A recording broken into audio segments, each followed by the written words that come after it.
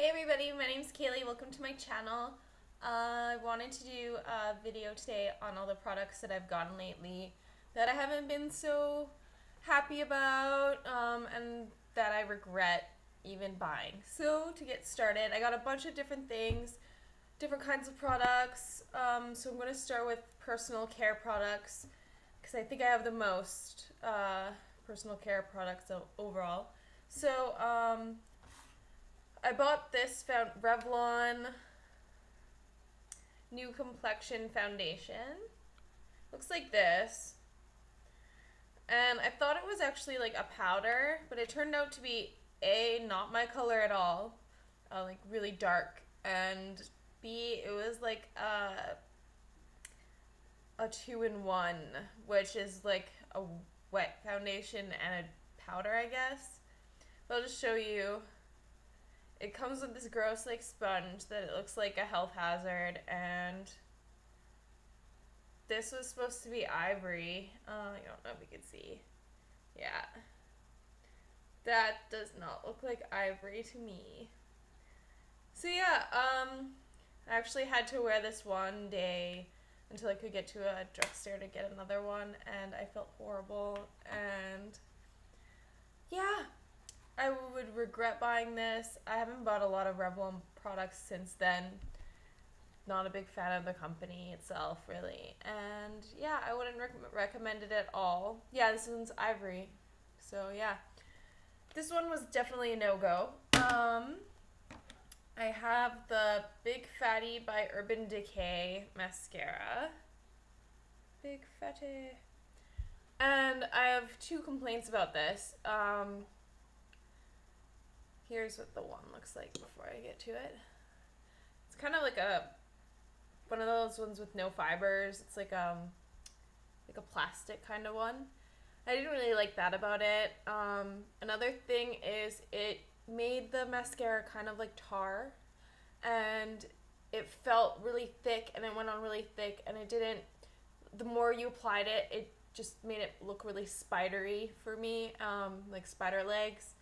And it doesn't come off at all. Like if you use a makeup remover wipe, it still doesn't come off. I had to literally take my fingernails and with the cloth on my hand and scrape the product like off my eyelashes every time.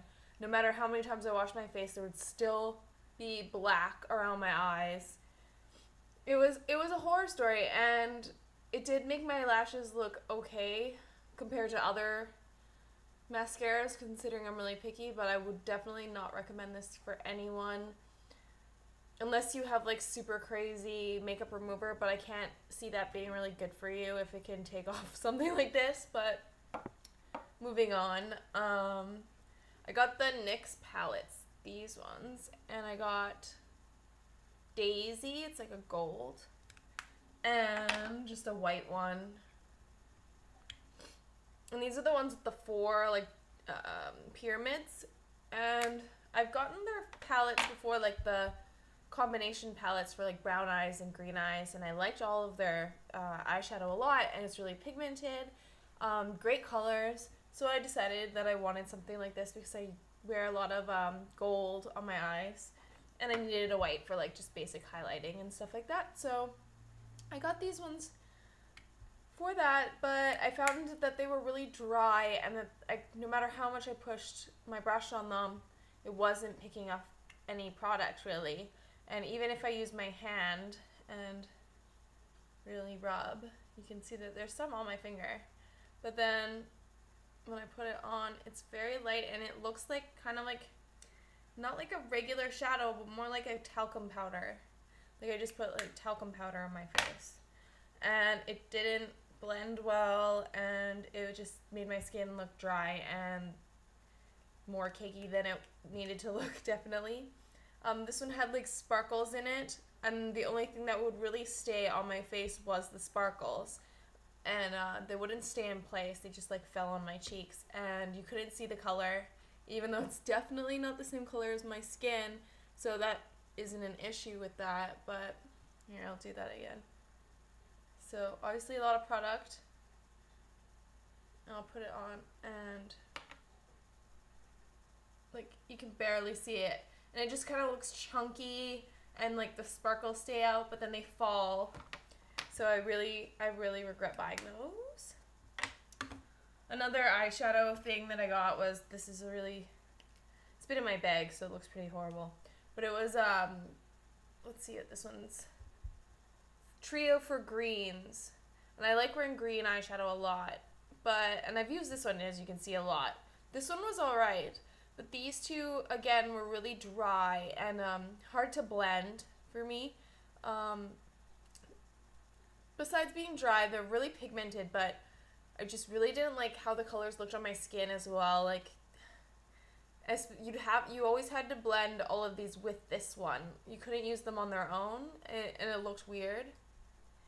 But yeah, Almay, I've never been impressed with anything that I've gotten from that company, and I just kind of got it on a whim, and now I regret it. So, and now I got a deodorant. I wanted something that was no aluminum added, and this one says with biofluorine, and it just seemed like a natural kind of product. Yeah, and it was supposed to be for sensitive skin, and I really like the smell.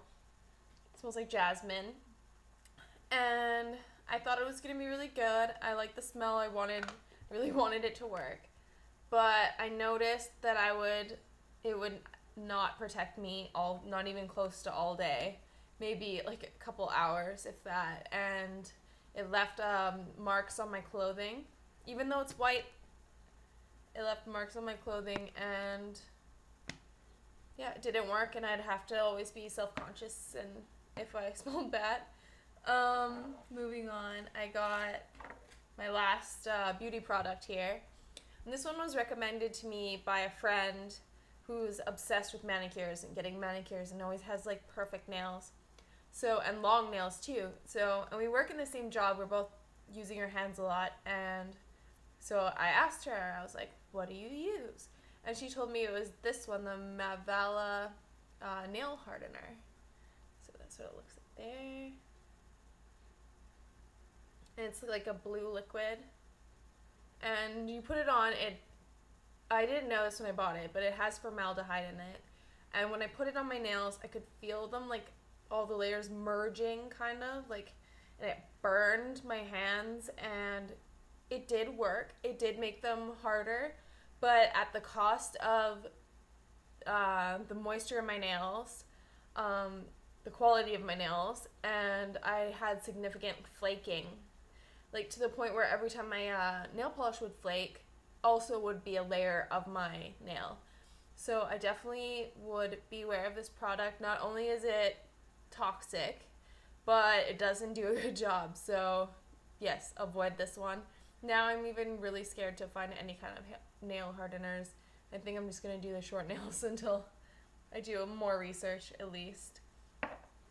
Now on to products. Other products. I got this from H&M when all the gemstones were coming out, and got it for a reasonable price, but I'm only 5'3", and this is knotted because obviously I don't care about it. I got this way too long, so it comes down to about my belly button. It doesn't look good. It makes me look really short. It looks cheap. Like, if you look at it, it's really like plasticky looking. It doesn't convince you at all that this is any kind of gem at all, or mineral, or anything pretty at all. I like the color, but that's pretty much at the end of the list there. Yeah, so I regret buying this. I can't even turn it into something that I would like. Like, if I made it a ring, I guess, it would be too large. Yeah, I don't even really like the way it looks. Like, you can see it's plasticky, and yeah, kind of disappointing. I got it because the ones at Urban Outfitters were about 3 times the price, and I thought I was getting a good deal, and I grabbed stuff. Also, like, I really don't like buying jewelry or hair accessories from H&M these days. I feel like the quality's really gone down. I like to have, like, a little bit of, like, quality in my accessories. So especially for the price, like if I want something that's gonna look like it's cheap, I'm gonna get it from Forever 21 for about $3 versus paying 12 for something that looks at par to that. So yeah. I also, for accessories, I got these glasses. Nothing really wrong with the glasses. Can't really complain. Just they look bad on me. So here's laughs. So yeah, I didn't like them at all. Kind of makes me look like I have a unibrow going on and sits weird on my head. And I don't know what I was thinking. I really don't. But yeah, I regret buying those. And last but not least is a skirt I got. Let me see. From H&M. That's what it looks like here. Let's see. Now, it's cute. It fits pretty good. I just really can't find anything to wear with it. Everything I try to wear it with looks bad.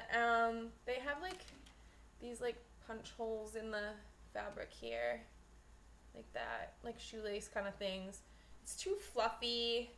Really, for my style, it's definitely too fluffy, and it's really light. So every time I feel like it's gonna fly up on me, and it looks horrible when you wear tights with it. So yeah, it was disappointing. I don't even know how much I paid for this, but yeah, I would never wear this. So maybe I can pass it on to a friend. We'll see.